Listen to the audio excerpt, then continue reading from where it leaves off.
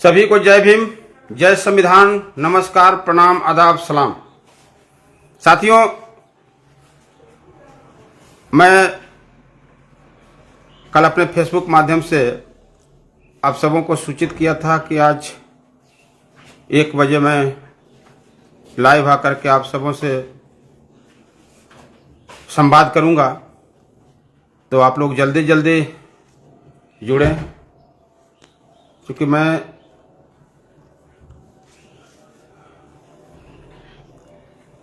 सुधीर जी आपको नमस्कार, सुशील जी आपको नमस्कार, जितेंद्र जी नमस्कार, रविंदर जी आपको भी नमस्कार, किंग बिमलेश जी, मिथिलेश जी, रंजीत जी, रवि कुमार, सुजीत यादव जी आपको नमस्कार, प्रणाम, दिलीप कुमार जी आप सबको नमस्कार, विशाल जी आपको नमस्कार, जितेंद्र कुमार जी नमस्कार।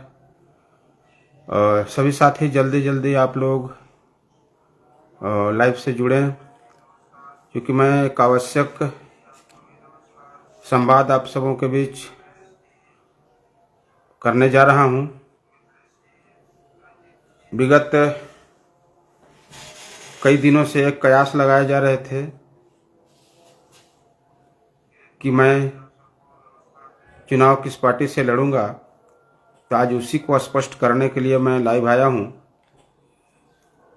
जितने भी हमारे चाहने वाले शुभचिंतक और न चाहने वाले लोग भी लाइव जुड़े हैं, सबको नमस्कार है, प्रणाम है। पवन गुप्ता जी को भी बहुत बहुत प्रणाम। और आज मैं स्पष्ट करने के लिए ही लाइव के माध्यम से आप सबों से संवाद स्थापित करना चाहता हूं। साथियों, यह सर्वविदित है कि हम लोग पहले एनडीए गठबंधन के पार्ट थे और यह हमारी बड़ी भूल थी कि मैंने भरोसा किया, लेकिन जो एनडीए गठबंधन के मुख्य भूमिका में, जिनके नेतृत्व में केंद्र की सरकार चल रही है, भारतीय जनता पार्टी, मोदी जी के मुंह से हम लोग ये सुना करते थे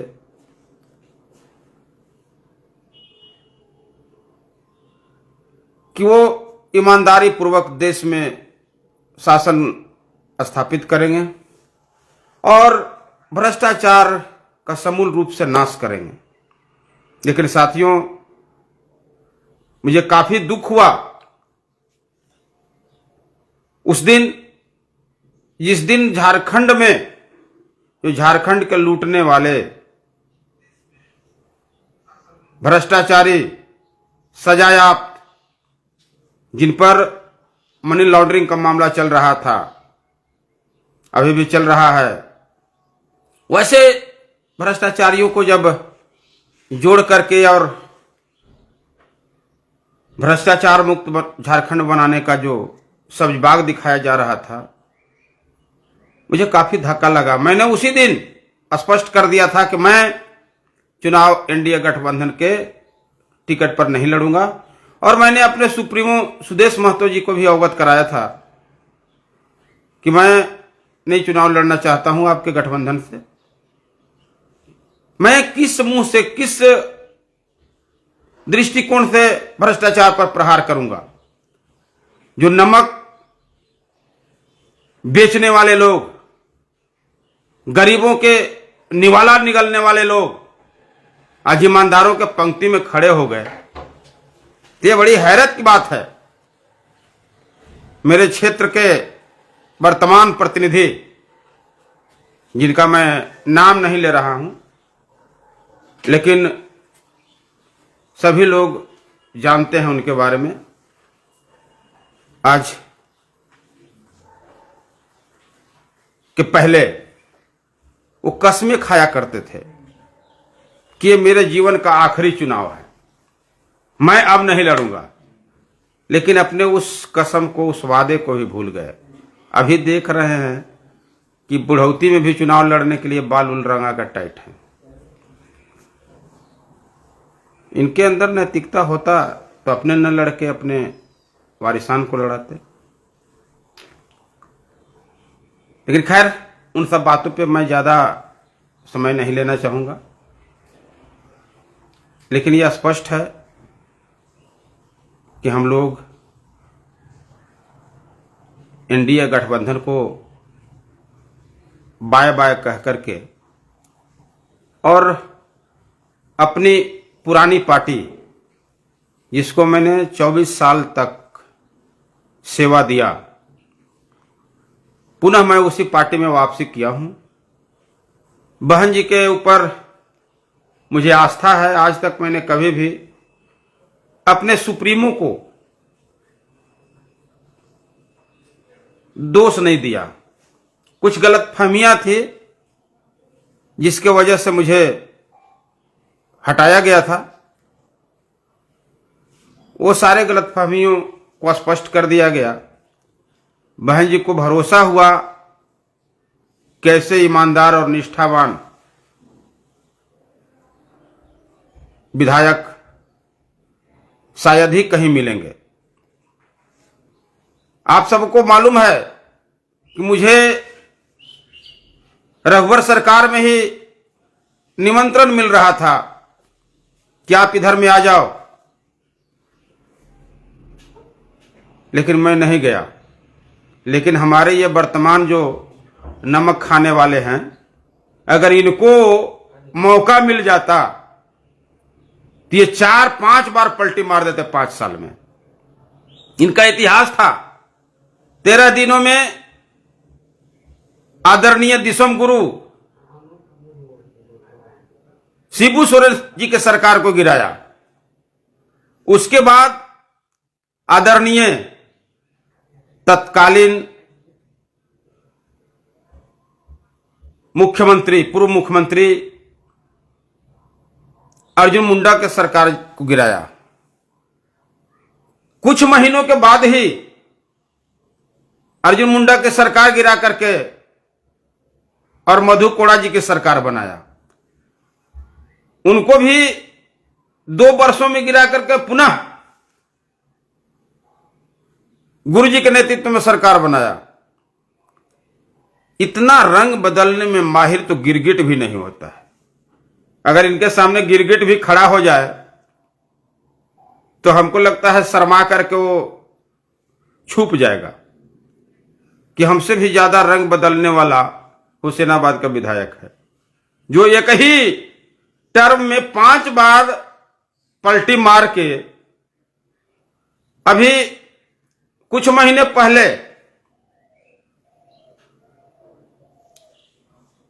एनसीपी में जब थे तो मंत्री बनने के लिए हुसैनाबाद से लोगों को बुलाया रांची में।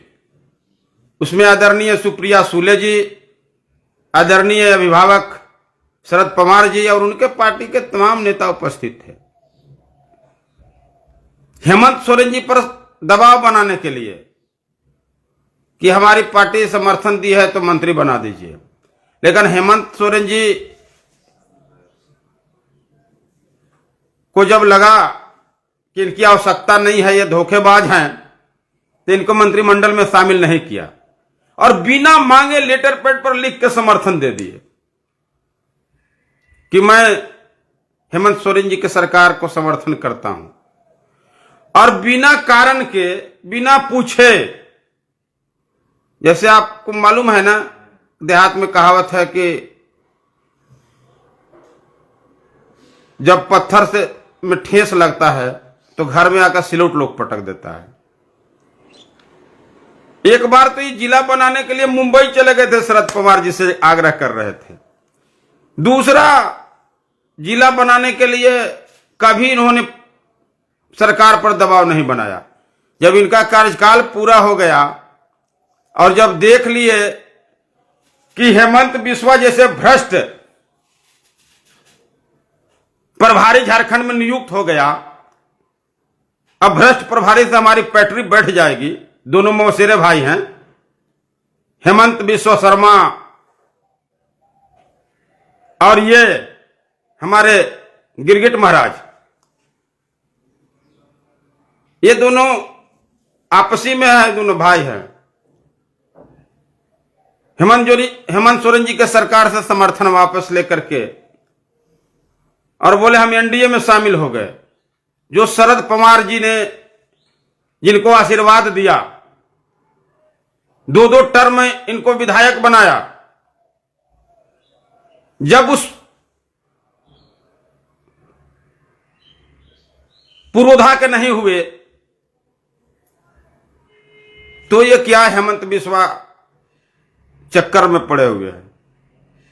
हेमंत बिस्वा जी, आपको चंपई सोरेन को संपई सोरेन बोलना बहुत भारी पड़ेगा। यह झारखंड की धरती है और जो आप भ्रष्टाचारियों को गले लगा करके गलबहियां डाल के जो घूम रहे हैं, ये आपकी बड़ी भूल है। झारखंड से आपका नामो निशान मिट जाएगा। और जो आपके पल्लू पकड़ के चलने वाले लोग हैं, उनके लिए भी कड़ी चेतावनी है कि जो हमारे क्षेत्र के आदरणीय पूर्व मुख्यमंत्री चंपई सोरेन जी, जो हम लोगों के अभिभावक हैं, उनको नाम बिगाड़ के संपई सोरेन कहते हैं। आदरणीय चिराग पासवान जी जो केंद्रीय मंत्री हैं, उनको सिराग कहते हैं। जो स्पष्ट शब्दों में हमारे पुरोधा का नाम न ले पाए, वो झारखंड के राजनीति को कैसे संभालेंगे? ये झारखंड में कैसे जीत दर्ज कराएंगे? झारखंड के मिट्टी का सुगंध इनको नहीं मालूम है, झारखंड के लोगों का तेवर इनको नहीं मालूम है। और मैं चैलेंज करता हूं हेमंत बिस्वा शर्मा को कि डिबेट कर ले मुझसे, मैं करारा जवाब दूंगा कि कहां है आपका भ्रष्टाचार मुक्त झारखंड बनाने का सपना। भ्रष्टाचारियों को गले लगा करके आपने यह साबित कर दिया कि आप जिस तरह से भ्रष्टाचार के आकंड में डूबे हुए थे और भाग करके इधर एनडीए में घुस गए, मुख्यमंत्री बन गए। मैं नमन करता हूं, अभिनंदन करता हूं झारखंड की धरती से कि आप जिस तरह से अपने राज्य को बना करके रख दिए हैं। वहां पर आदिवासी उपेक्षित है, वहां पर दलित पिछड़ों को सम्मान नहीं मिलता है।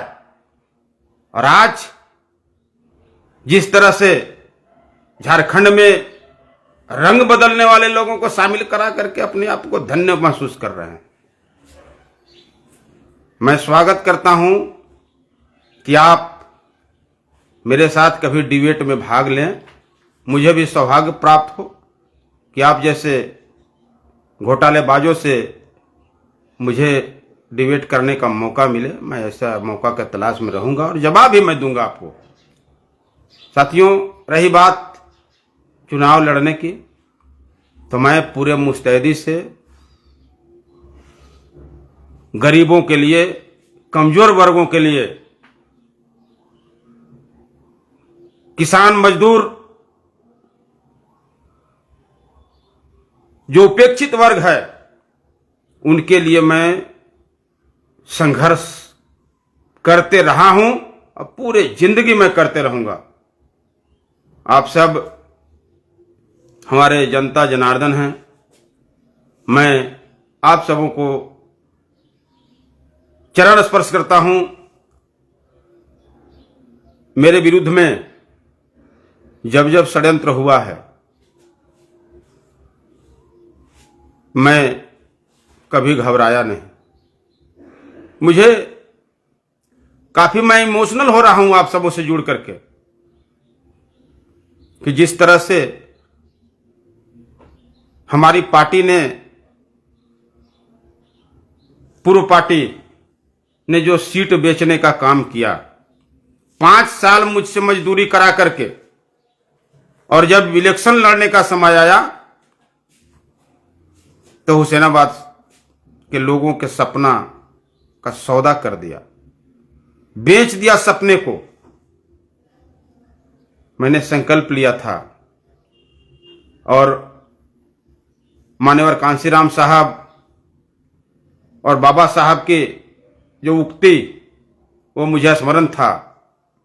उन्होंने कहा था कि अगर आप झोपड़ी में रहते हो और कहीं भी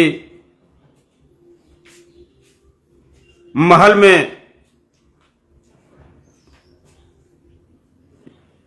जाना पड़ता हो या महल से आमंत्रण मिला हो, बेशक आप महल में चले जाओ, लेकिन अपने झोपड़ी में आग लगा करके नहीं जाओ, ताकि जरूरत पड़ने पर जब महल से धक्का दे करके भगाया जाए तो आसियाना अपना झोपड़ी ही आपको काम आएगा।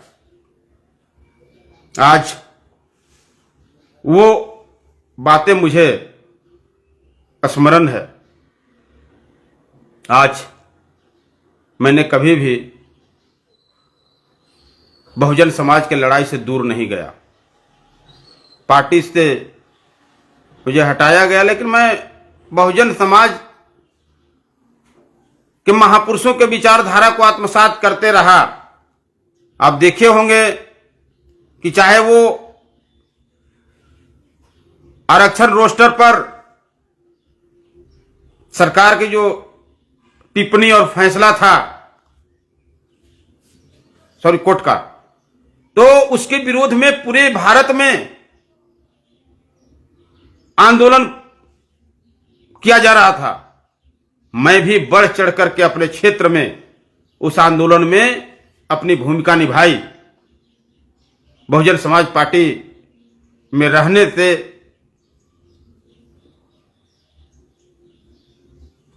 भी मैं उसी विचारधारा में था और हटने के बाद भी मैं उसी विचारधारा में था। छाप पार्टी अलग जरूर था, लेकिन आप मेरा संबोधन जिस मंच पर भी आप सुने होंगे, हर मंच पर जय भीम जय भारत, ये मेरा स्लोगन रहा। कभी मैंने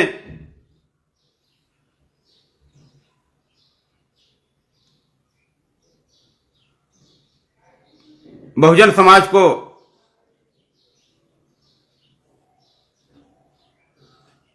तिरस्कृत नहीं किया। बहुजन समाज के लोगों को मैं आत्मसात किया हूं। आपको स्मरण होगा कि औरंगाबाद में जो सामंतियों का किला मैंने गिराया, वो मेरे ही आंदोलन का प्रतिफल था। नबीनगर में भीम आर्मी के साथियों पर जब जुल्म ज्यादती हुआ तो मैंने उसमें भी बढ़ चढ़ करके भूमिका निभाई। कहीं भी बहुजन समाज के लोगों पर अत्याचार अन्याय हुआ है तो मैं दूसरे दल में रहते हुए भी जोरदार आवाज उठाया है और पूरे जीवन पर्यंत मैं दबे कुचले मजदूर किसान नौजवान के लिए मैं आवाज उठाते रहूंगा। साथियों, मैं गरीब किसान घर पैदा लिया। मेरे जेहन में हमेशा ये बातें कौंधता था कि गरीबों के ऊपर जो जुल्म जाति अन्याय अत्याचार होता है, इसका मुखालफत करना चाहिए। मैंने जीवन में ये सबक लिया, किसी भी धमकी से मैं डरा नहीं।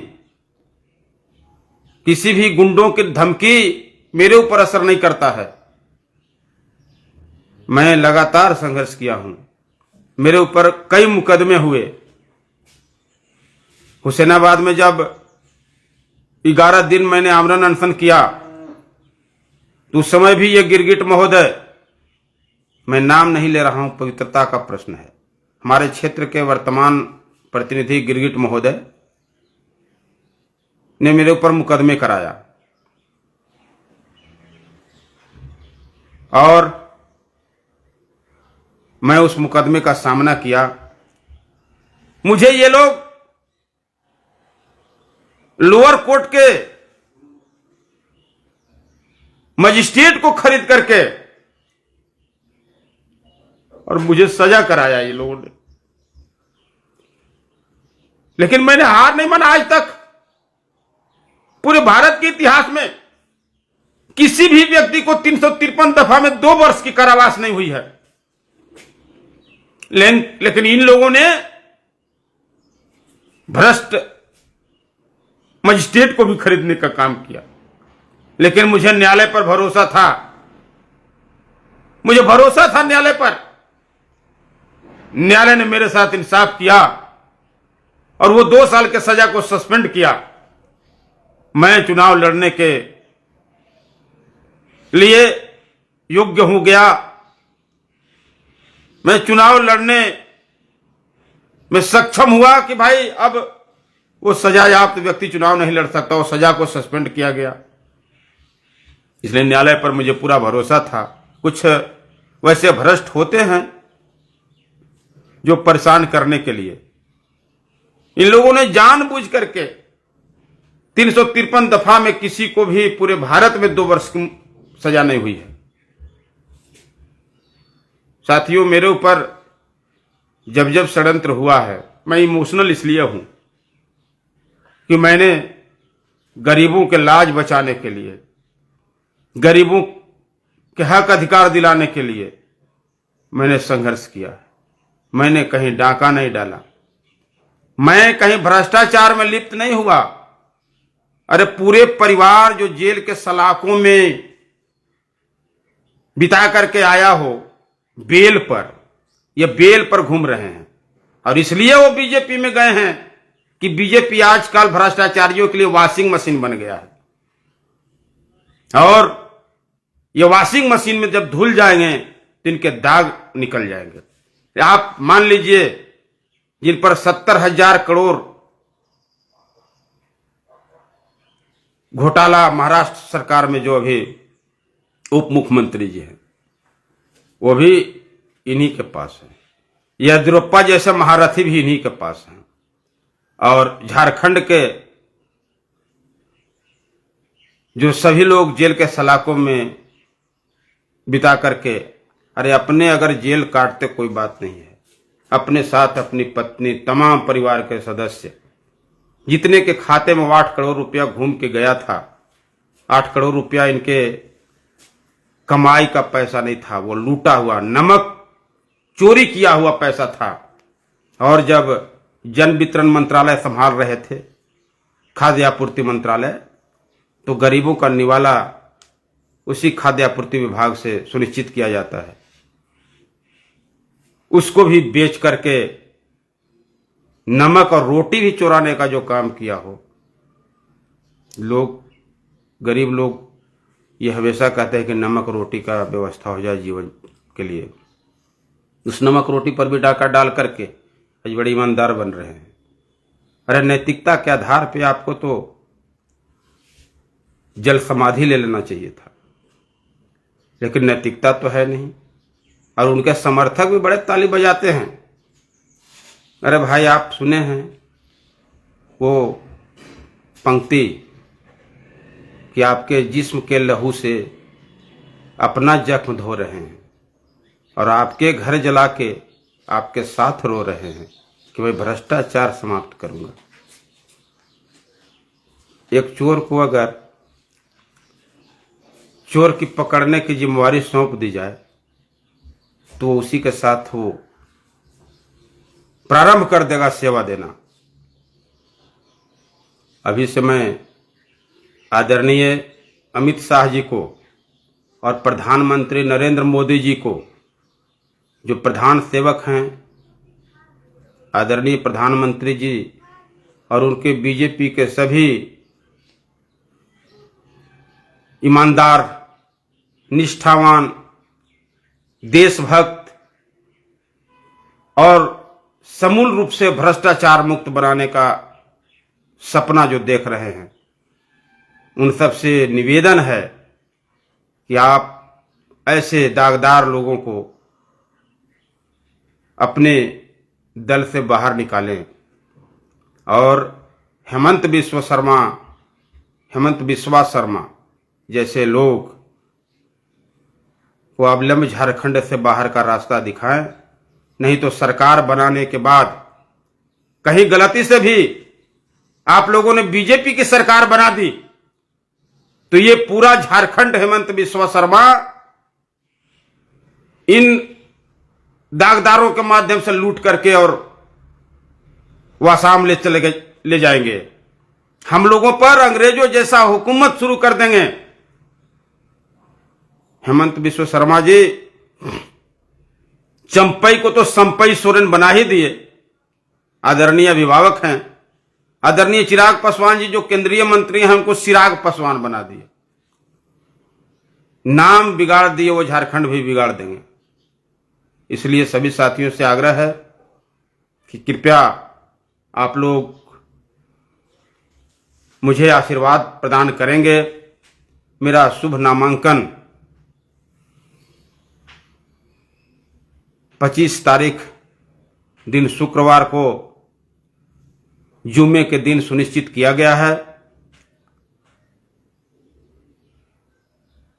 दोनों धर्मों के लिए वो पवित्र दिन है। मैं शुक्रवार को नामांकन करूंगा और सभा स्थल होगा कर्पूरी मैदान। सभी लोगों से निवेदन है, सभी क्षेत्रवासियों से, देवतुल्य क्षेत्रवासी जनता जनार्दन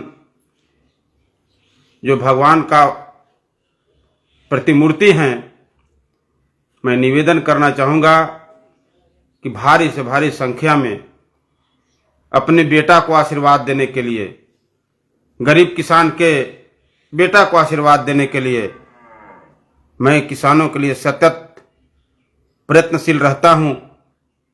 मैं इधर कुछ राजनीतिक उलझन में, झंझावातों में था, इसके बावजूद भी मैंने ट्रांसफार्मर दिलवाने का काम, लोगों को इलाज करवाने का काम, जो मेरे सेवा भाव में था, मेरे अंदर जो सेवा भाव है उसको मैं हमेशा आप लोगों के बीच में समर्पित करते रहा हूं। कल भी मैंने ट्रांसफार्मर दिलवाया कटैया में। इतना टेंशन के बाद भी मैं सेवा करता हूं और करते रहूंगा। एक आखिरी निवेदन के साथ पूरे हुसैनाबाद क्षेत्रवासियों से करबद्ध प्रार्थना करते हुए आप सबों से मैं निवेदन करना चाहूंगा कि निकलो घर मकानों से और जंग लड़ो बेईमानों से। ये बेईमान से जंग लड़ने की आवश्यकता है। आप सबों से आग्रह और निवेदन के साथ कि आप 25 तारीख को यानी शुक्रवार को, परसों दिन भारी से भारी संख्या में अपने संसाधन से, जो आपके गांव में ट्रैक्टर, टेम्पो, मोटरसाइकिल, साइकिल, जो भी व्यवस्था आपके पास उपलब्ध हो, उस व्यवस्था से भारी से भारी संख्या में आने का आप प्रयास करेंगे। मैं बहुजन समाज पार्टी से के नाम से पर्चा खरीदा हूं। बहुजन समाज पार्टी से मैं नामांकन करूंगा। इसी निवेदन और विश्वास के साथ आप सबों को पुनः जय भीम, जय संविधान, जय बाबा साहब, जय मानवर कांशीराम साहब, जय झारखंड, जय बिरसा मुंडा। धन्यवाद, थैंक यू, प्रणाम।